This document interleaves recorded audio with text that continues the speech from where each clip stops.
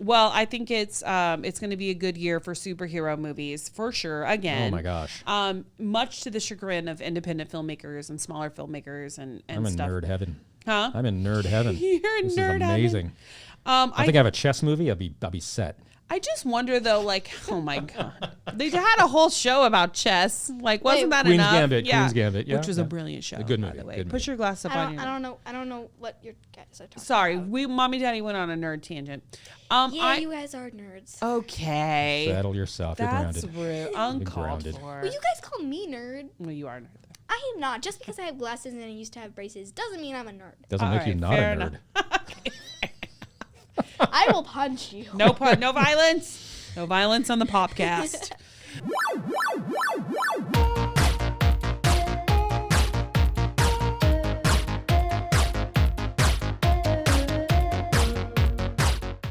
Hello and welcome to the Brooker Family Popcast. This is the show that's all about fun, family entertainment, and pop culture for parents and kids. That's who we are. We're parents and kid. Hello. I'm Chris Brooker. I'm Heather Brooker. And I'm Shannon Brooker. And we are so excited to have you guys come along with us on our journey. And we're hoping that you will enjoy our passion for movies, entertainment, and have some laughs, share some laughs with us along the way. Some of the best times we have as a family are like before and after watching movies, watching TV, playing games. We like to talk about them. We like to hang out and see what we liked, see what we didn't like, and talk about what we're looking forward to. And that's kind of what we're here doing now. And in this episode, we are going to talk about the Marvel slate for 2023. We're all big Marvel fans. Huge. We are going to talk about Ant-Man, all the excitement and the hype revolving Ant-Man. What's popping in pop culture. Yep. And then we're also going to break down Channing is going to chansplain YouTube for us. Woo. And Chris is going to get into Brooker Beats with Elle King. So we Oh, have a very yeah. fun show. Let's just get started, shall So we? the Marvel slate. Yeah, let's talk about the Marvel slate. That's really, there's some crossover there with what's popping, because usually what's popping is like what's happening in pop culture. Right now, everyone is talking about Ant-Man. Of course. Ant-Man is his first big Marvel movie of the year, I should say. And supposedly it's going to be the one that sets off the big bad for the Avengers, the big bad for the Marvel Universe. Everyone's in peril, and apparently it's up to Ant-Man to save the world. Big deal. To save the multiverse, I should say. Everything I'm reading is that it's very CGI heavy. They have to be. Well, it takes place in the quantum realm, right? Mm-hmm. So, yeah, it's all computer generated, but it looks great. I just imagine whenever they have movies that rely on CGI so much that, like, as an actor, because I'm an actor, Channing is an actor, I've worked with green screen technology before, and Channing hasn't had the chance to do that yet. But when you're an actor and your entire project, entire movie is set up against a green screen, you really have to dig deep and like use your imagination. Because a lot of your actors sometimes are just like balls on sticks that people will hold up, and you got to like pretend that's for your eye line, that's the person, or that's the thing you're talking to, or whatever. So I bet it is a challenge. Can you imagine acting with an imaginary person, imaginary creature? I can just do that. pretend it's there. She does that with Roblox. You do Yeah. that with your video games, right? I do. Yeah. Okay. So I think Channing actually would be really good at that. Mm-hmm. Get you an agent, girl. So Ant-Man is the first the first big movie coming out in 2023. Mm-hmm. After that, we have Guardians of the Galaxy, which is coming out right Very around excited for that. beginning too. of May. Yeah. Beginning of May. After that, the Marvels, which is Captain Marvel 2, essentially. And this is going to be a continuation of the Brie Larson Captain Marvel, but they're also going to bring in Ms. Marvel from the Disney Plus show. Yes. And they're going to be the Marvels. And I think there's also going to be another Captain Marvel in it as well. Brie Larson's character's friend in the first Captain Marvel movie. So that's going to be all-encompassing in that movie as well. And then I think that's it for theatric Marvel news. Marvel has some stuff coming out in television that's pretty interesting as well. Right. Go ahead. You can talk about that. Well, we got season 2 of What If. Now, What If was the show that's, reimagined different scenarios in the Marvel universe. They had Marvel Zombies last season and all other stuff like what if, Peggy Carter became Captain America or something like that. It was really cool. It was animated, a lot of fun. You really liked that. I didn't really care for that much. Did you watch What If with Daddy? Yeah, I didn't watch the zombie and scary version. Yeah, I got a little, there were some parts I got a little freaked. She got a little freaked out on. I thought it was cool. I thought it was a very cool experiment, and I'm glad they're bringing it back as well. They've got season 2 of Loki. Which I'm super excited. We all loved Loki, Yes. right? Yeah. Remember Loki? I love it. Yeah, I'm really looking forward to that. Tom Hiddleston is so perfectly cast as as Loki, and he's just so infinitely watchable. And that series was so clever. And so, don't you have a cup? Where's your cup from? Oh, my cup. Yeah, your cup my is cup is the Time Variance Authority, which comes from Loki. This comes from Loki. Yeah. Disney Plus was nice enough to send us some swag. My stapler on my desk is from the Time Variance Authority, and I have like a notepad. Now she has 2 staplers. I have 2. All right, Chenny is upset because she wants one of my staplers. I do. I want to bring it to school. Everyone else has a stapler. Why does everyone else in 4th grade have a friends have stapler? We craft stuff during math because we're bored. You should be doing math. You should be doing math. What do you mean you're That bored? explains a lot. Once we're done with our math, That explains okay, a lot. all and right. everyone else is doing it. All right, I'll get you. We'll think about getting you a stapler. Because I can't find my stapler. Oh well. All right. Anyway, Season 2 of Loki, of course. Ironheart is going to be a Disney Plus show. Mm-hmm. Now, Ironheart is a character we saw in Wakanda Forever. She's going to be the new kind of young Iron Man protege. Yeah, She has her own suit of armor. Yeah, I'm really excited about that. That actress is signed on for Ironheart, but she's also going to be in an Avengers movie in a couple years from now, Secret Wars. So she's been cast in the Marvel Universe for years and years. There's a show called Echo, and there's Agatha, Coven of Chaos. very excited for that. Which is a sequel to WandaVision. WandaVision. Yes. She was the witch. Yes. She was the bad witch in WandaVision, and she got her own show. Bad Cool. Witch, surprisingly enough, is also a delicious sandwich. It's made of barbecue. Bad Witch. Yes, it is. Yes. Oh, I miss The Bad Witch. It has like a little bit of brisket, a little bit of hot link. Delicious. Oh, so good. Yummy. We're getting hungry. It's Bon appetit. Honestly, I have to give a shout out really quickly to Disney Plus because they're hanging in there. I know there's a lot happening with the streaming wars, and some of the streamers are not doing well. I enjoy all of the original series coming out from Disney Plus, from all their Nat Geo offerings to their series. I think they do such a great job of finding a nice balance between content that's made for adults and content that all families can watch together. Of course, yeah, definitely. Yeah. One of the shows I'm very excited about as well is the reboot of Daredevil. Daredevil Born Again. Yeah. I loved Daredevil when it was on Netflix, and there's a lot of concern amongst the fans that's saying Disney Plus is going to water down the Daredevil. Because Daredevil, when it was on Netflix, was a great show, but it was very violent. dark. Yeah, very violent, very dark. Still a great show, but they're bringing back a few of the characters from Daredevil, including the guy who plays Daredevil. His name escapes me right now. But people are afraid that they're going to Disney-fy it, and they're going to make it a little more family-friendly. I mean, he did that stint in She-Hulk. He had a crossover with She-Hulk during her run, during that show. Yeah. And it was a really funny bit. Channing so people likes are She-Hulk afraid. a lot. I do, even though they twerk in one episode. I don't really care.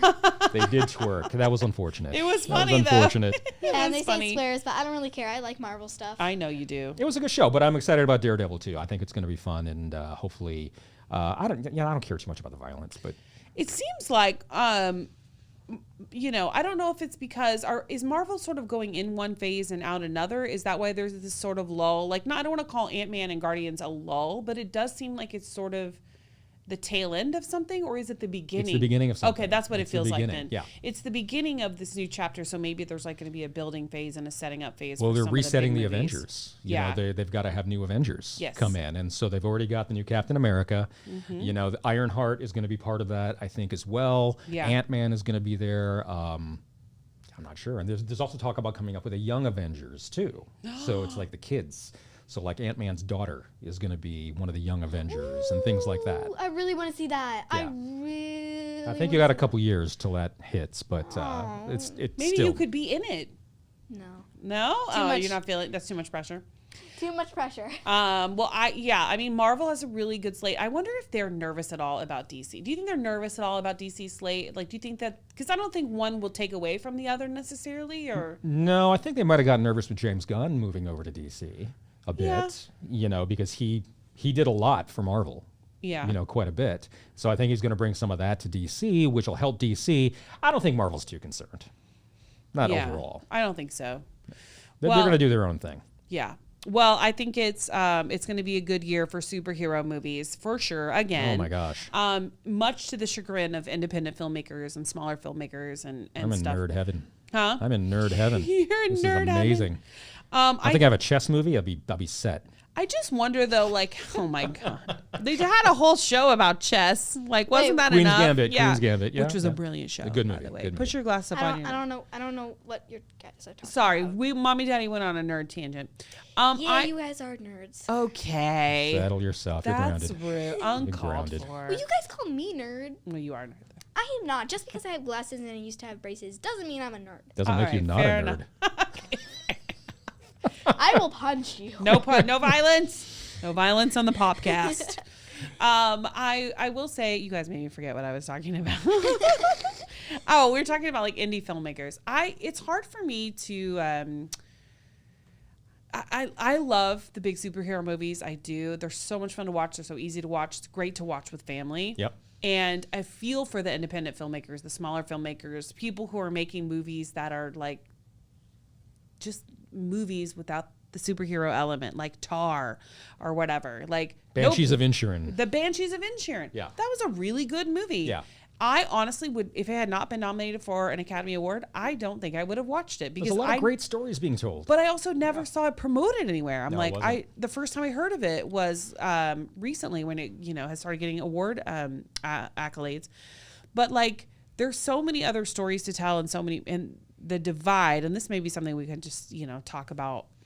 This is a bigger topic to tackle, really, but there's a big divide, obviously, between these huge, big budget movies, superhero movies, and not even necessarily like indie films, but just smaller budget movies, maybe like $20 million movies, versus $200 million movies. Well, people want to bring, I think filmmakers and studios want to get people in the theaters. And, unfortunately, well, not unfortunately, but those big blockbusters, those Marvels, those Avatars, those Mavericks, Mission Impossibles and things like that are the movies that bring people to theaters. But are they, though? Because let me tell you, you know what the number one movie at the box office is right now? Did Avatar get Unseated? Get booted? Yeah. Okay. 80 for Brady.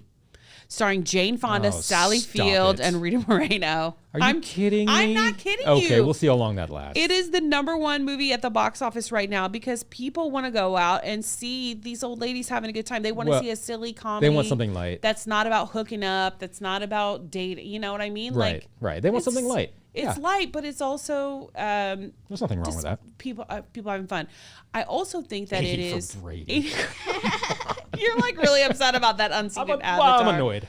I don't mind it at all. I think we need a reprieve from the heavily CGI'd comic book stories or James Cameron's Avatar world or whatever. Heavily CGI'd, yeah. Yeah, heavily CGI'd. We need to see other stories. Yeah, no, I agree. And this is a movie I could also see with Chan. Yeah. Like this is a 80 for Brady is not, I know I'm not going to be offended. I wouldn't think so, but also there's a much older demographic in our country that often gets forgotten about. Right. That maybe doesn't really care about the latest Marvel or DC offering or Avatar or whatever. They want to go see a silly comedy with people they grew up watching. And I think that so often they forget that's a demo that's forgotten about. One of the things I love is I love watching those smaller movies with you. Mm-hmm. I love, like, if we're flipping around at night looking for something to watch and we come up across something, indie and small on Netflix or Hulu or whatever, and we end up watching it, and we both end up liking it, and it makes for a great conversation. We had that with Everything Everywhere All at Once. A great movie, really unique and fantastic movie. Wasn't a blockbuster, but it did get a lot of accolades and stuff like that. So I like watching those movies. Yeah, absolutely. All right, we're going to keep talking a lot about Marvel movies and Marvel content throughout the year and throughout our shows. You can't ignore it. It's a part of the world in which we live in. But now we're going to move over to our Chansplaining segment. Yeah. And Channing, you are going to Chansplain a TV show. Or no, what are you going to Chansplain this time? YouTube. Okay. What do we need to know about YouTube? That is amazing, and you guys should let me go on it every single second of my life. Okay. Then how will you make friends or live in the world if you're always online on YouTube? friends? No. Oh my gosh, you're gonna be one of those. No, I have plenty of friends. I'm good. What do you watch on YouTube? What do you? There's so much stuff on YouTube to watch. We have to be careful of what we let you watch. So, what do you choose to watch when you're searching for stuff on YouTube? I watch Let's Play, Lauren's Life, basically a bunch of Roblox YouTube. You watch other people play video games. Video game walkthroughs. No, not video. Why do you always say video game walkthroughs? No, she watches other people play video games. Oh, I see. I Not see. Okay. walkthroughs. Okay. Different. Okay. Hey, we're learning the lingo here. You got to explain to us what it is about YouTube that we should be down with. Well, since you guys barely watch it, you should watch it more often. I need you to know that I watch YouTube almost every day. I just don't watch the same stuff you watch. Okay, to be Yeah. fair, I've seen you watch some weird stuff on YouTube. I've seen you watch hamster mazes being built. I've seen you watch people light matches and just have the matches burn, and that's all they show is just matches burning, which scared me, actually, because you were like 4, and you were watching matches burning on YouTube, and I was like, we need to get a counselor. Maybe as a family, maybe just for... Got a little fire starter my here. little No, pyro girl here. No, or- it's just cool to watch. I just still watch it. Okay, all right. And I have seen you watch video game walkthroughs before. When? You watched the Luigi's Mansion walkthrough one 3 time. years ago. Okay, but still, you've watched a lot of weird stuff on YouTube, is what I'm saying. I'm a weird girl. All right, so that's all we need to know about YouTube then? No, there's plenty more. All right, we ain't got time for that. You got to chance explain it faster. Sorry. I'm just... Okay. Yeah. Let's go into, I think, we missed our recommendations. Let's talk about our recommendations. Okay. Like, what are we watching? Let's do television first. What TV shows are we watching? Could be TV movies, could be what's streaming in TV. Anybody have recommendations? I've got one. One thing that I'm looking forward to continuing is 1924. 1923? 1923, sorry. 1923. I was like, One off. what? Did they release another one with a new the, year? the year after, yeah. No, With 1923 Harrison with Harrison Ford Ford and Helen Mirren. The continuation of the Yellowstone saga. I love Yellowstone. Side note, Yeah. I love that show. I think it's so creative, so brilliant. There hasn't been anything like it, and for a long time, like it's a mafia meets a rancher western mafia show. It's and it is just so campy in some ways and just randomly violent, but it's a fun show to watch, not kid appropriate. Aww. Oh, I know. But 1923 is the same situation. Yep. And I had to look up the timeline of who was related to who in It that was a family, little confusing, because I was like, yes. who are these people? How do they related to the Yellowstone timeline in the 1883 and la la la? But once I kind of got on board with that, I was like, okay, Yep. this is good. I'm hooked. Yep. I'm into it. And I think we're at 3 or 4 episodes in right now, but I'm looking forward to seeing kind of where it goes and how it ends. Yeah. Because, Tyler Sheridan, with these offshoots of Yellowstone, he does just the, like, one season, and that's it, one and done. Yeah. So it's got to go to there, and then maybe what are they going to do, a 1950 Maybe. show Yeah, or maybe. something like Yeah. that? A young Kevin Costner, as he starts on the ranch or Yeah, something? maybe. I'd watch that. I would too, probably. Kevin Costner also interviewed him. Very nice. And he got to see my cat Gracie because she jumped up in the background in the middle of our interview. It was over Zoom. All right, what do you recommend that people watch this week? I recommend people watch Nicky, Dicky and Dawn. Yeah. Obviously, because my mom's on it. Okay. Go ma, go ma, go ma. I recommend that for like any age group. Okay. Nothing inappropriate is on it. Okay. It's a sitcom. Okay. Because I love sitcoms. Right. And I'm a then real Fuller House. Fuller House. Yes. I recommend that to 12 through 9. But you're not 12. 12 through 9. 12 through 9. You mean 9 through 12. Oh, okay. Gosh. Math. Maybe because they make out a lot. Oh, okay. And more kissy shows. Kissy shows. Why are you watching all these kissy shows? It's Tell me, it's what do just you like about Fuller House? It's a sitcom. For some reason, And I it's love funny. sitcoms so much. Well, I mean, it's just the kind of show you like. You gravitate towards the shows. Do you like the shows where they have like people laughing in it and the laugh For track? some reason. Yeah. Yeah. I get it. It's their fun shows. We grew up watching those shows We grew too. up watching them, yeah. Yeah, One of loved my them. favorite shows growing up was a show called Roseanne because people used to say my mom looked like Roseanne. Yeah, I remember that. I lost track of it. I remember that. Frozen. Derp. Frozen Lost what face. I was gonna say. All right, if it comes back to you. What are you let us watching, Heather? know. So what am I watching? My recommendations are, let's see. You know what? Carnival Row is coming back 4 years after it first aired. That's the show with the elves and the fairies, Yes, right? yes. Starring Orlando Amazon Prime. Bloom. The mythological creatures on Prime Video. That's coming back. Wow. Yeah, 4 years later. Was there an outcry to have it come back? I'm not sure. Because I mean, I knew it was a pretty good show, but I don't remember there being a Yeah. huge outpouring I'm of... not sure. I'm excited to watch it though. I think Okay. I enjoyed the first season, but I honestly had forgotten about it. And I was like, oh, it's coming back. So they're doing season 2. There's been so much content that's come and gone. It's crazy. I also want to shout out really quick 2 movies. One, True Spirit, about an Australian teen who goes sailing around the world. Oh, I've heard about that. Good movie for families to watch together. If you're looking for a movie you can watch with your kid that's not going to be too inappropriate, I think that would be a good one to watch. The other one, probably not as kid friendly, is with Alison Brie. It's called Somebody That I Used to Know. And it's about Alison Brie stars at this woman who's really work obsessed, and she kind of reconnects with an old flame and starts kind of questioning her priorities in life and that sort of thing. As you do. And she co-wrote it with Dave Franco, who directed it. Oh, okay. So it's very much a husband-wife. Oh, Dave Franco directed it. Yeah, Interesting. it was a husband-wife project, and I think it looks good. It's a nice, sweet, like rom-com. Wait, she's married to Dave Franco? Yeah. Oh, I did not know that. Yeah. I did not know that. Okay. Wow. Which you didn't know? I didn't know Alison Are you Brie thinking was... of the other Franco? No. Not I'm James Franco. No, I'm thinking of Dave Franco. Okay, yeah. She's I didn't- married to Dave Franco. I did not know that. Okay, wow. Wow, look, you learned blowing something. minds, breaking You learned I don't know news. what you guys are talking about. Oh, sorry, buddy. I'm just zoning out right now, just like... Don't. Well, that may happen. That may happen sometimes. Sorry. We're talking about a girl, a very talented actress who's married to another very talented actor, and they wrote a movie together. Cool. And they, I like Alison Brie, and I like Dave Franco. Yeah, so, they that's wrote great. a movie together, husband and wife. They wrote a movie together. Ooh, hubby and wifey. She stars in it, and he directed it. Cool. It's pretty cool, right? So yeah, that's something I think I would watch. It looks like a nice, thoughtful rom-com kind of a thing, and that is actually on. I think it was. Oh shoot, I just lost my email of where it was. Amazon Prime, another Prime Video. Yeah, Prime's got some pretty good stuff. A lot of good stuff on Prime Video. A lot of great stuff on HBO Max. All the streamers. Yeah, and all the streamers. They're all just struggling, so we'll just see how they fare in the next few years, because I know they're all they're fighting all for vying content, for yeah, eyeballs. They're yeah. all wanting you to watch and you to watch and me to watch. So they're trying to come up with the latest and greatest shows.